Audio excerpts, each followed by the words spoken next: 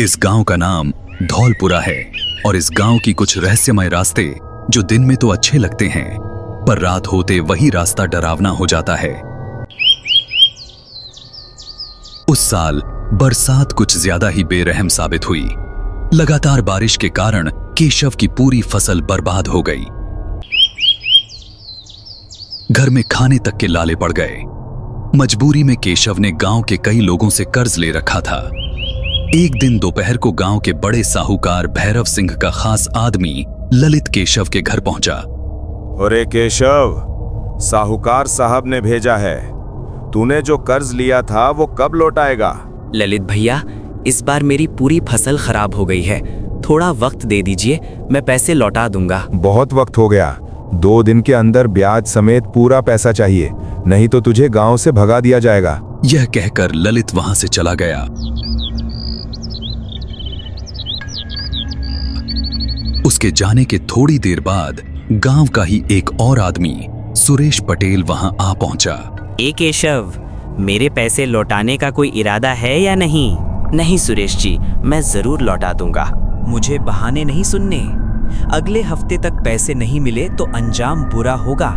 सुरेश के जाते ही केशव जमीन पर बैठ गया। मन ही मन बोला, अब मैं क्या करूं? सब खत्म हो गया। लोगों के ताने सुनने से अच्छा है मर जाना।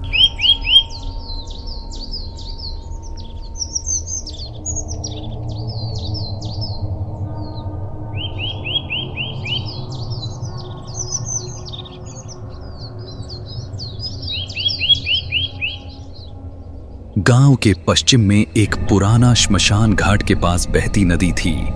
उसी रात केशव वहां चला गया।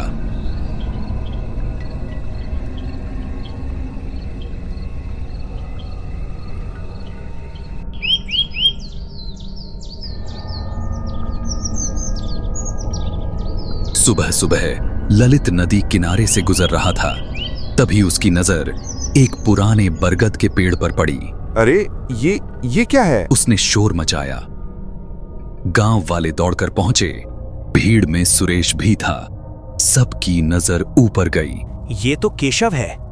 लगता है रात में फांसी लगा ली। किसी ने कहा, कर्ज बहुत बढ़ गया था, बेचारे के पास कोई रास्ता नहीं बचा होगा। कर्ज बहुत बढ़ गया था, बेचारे के पास कोई रास्ता नहीं बचा होगा। गांव वालों ने मिलकर लाश उतारी और गांव से दूर एक खाली जमीन में दफना दिया।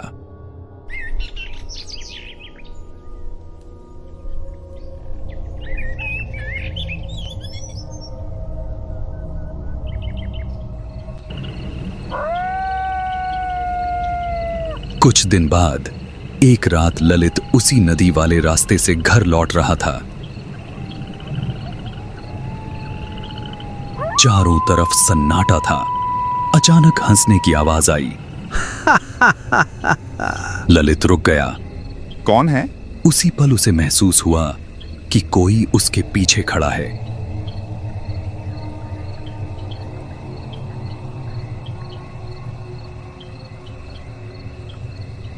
जैसे ही वह मुड़ा, एक काली परछाई झट से गायब हो गई। नहीं, ये मेरा वहम होगा।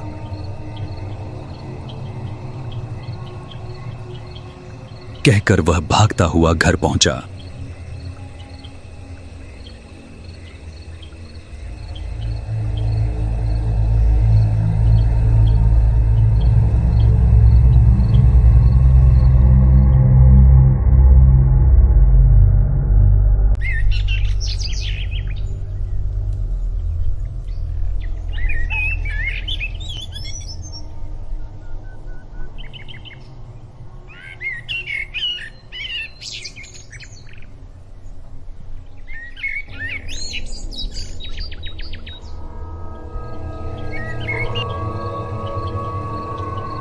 अगली रात सुरेश पटेल उसी रास्ते से लौट रहा था।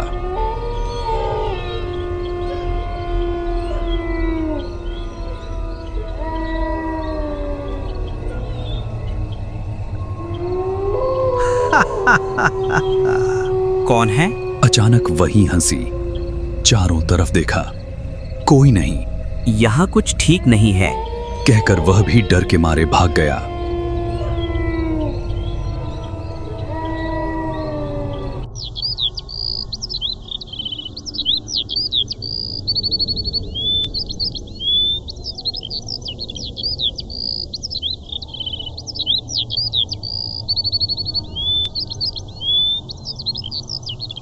गांव में चर्चा फैल गई। उस बरगद के नीचे अजीब सा डर लगता है। रात को कोई हंसता है। जरूर केशव की आत्मा है। गांव वालों ने पास के गांव से ओझा शिवानंद को बुलाने का फैसला किया।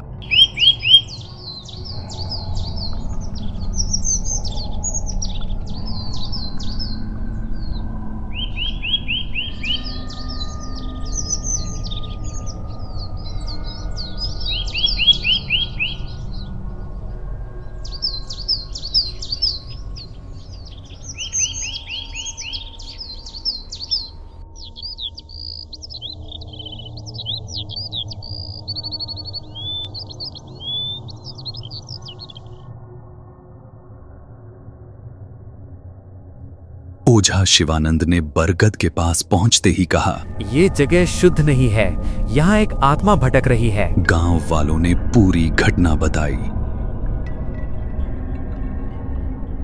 ओझा ने एक जूता पेड़ से बांधते हुए कहा, ये बंधन है, कोई भी इसे मत खोलना, नहीं तो आत्मा आजाद हो जाएगी। कुछ दिन तक सब शांत रहा।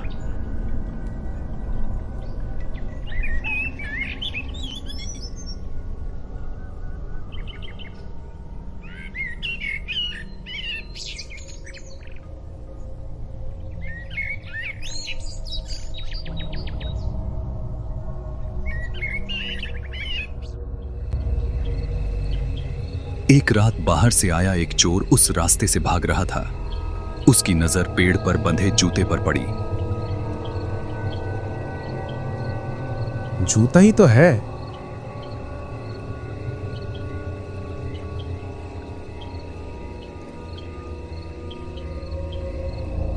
उसने जूता खोल लिया और ले गया।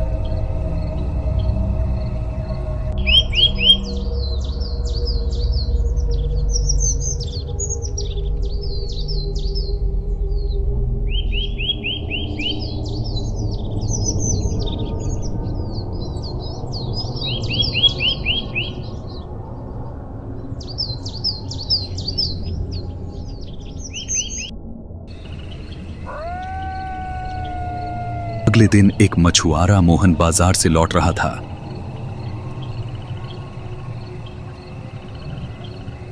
उसकी टोकरी अचानक हल्की हो गई। ऊपर देखा तो एक साया मछलियां खा रहा था। मोहन चीखता हुआ भाग गया। उसी रात ललित को फिर वही कंकाल दिखाई दिया। गले में रस्सी, खोखली आंखें, आवाज गूंजी, मुझे मेरे पैसे चाहिए। तभी ललित बहुत डर जाता है और वहां से भाग जाता है।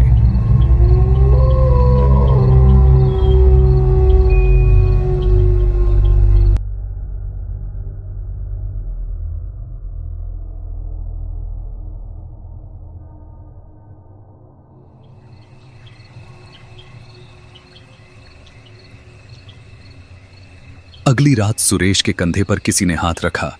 बर्फ जैसे ठंडे हाथी हाथ। मेरे पैसे नहीं दोगे? मुझसे मांगो मांगो। सुरेश किसी तरह जान बचाकर भागा।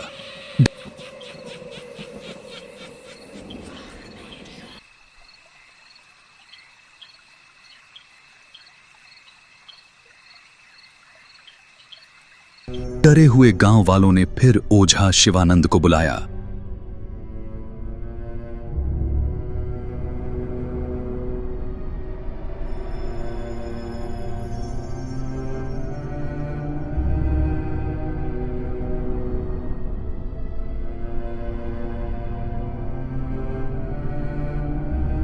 बंधन टूट चुका है, आत्मा पूरी तरह जाग चुकी है। मंत्र पढ़ते हुए उसने बरगद की एक डाल तोड़ी। आवाज आई, छोड़ दो, मैं जाया हूं। ओझा ने एक ताबीज दिया और कहा, इसे गांव के मंदिर के पास गाड़ देना। जैसे ही ऐसा किया गया, सब शांत हो गया। उस दिन के बाद से धौलपुरा गांव में फिर कभी न हंसी सुनाई दी, न कोई साया दिखा। लेकिन आज भी लोग कहते हैं, अगर कोई उस बरगद के नीचे रात में रुके तो उसे ठंडी हवा के साथ एक जानी पहचानी हंसी जरूर सुनाई देती है।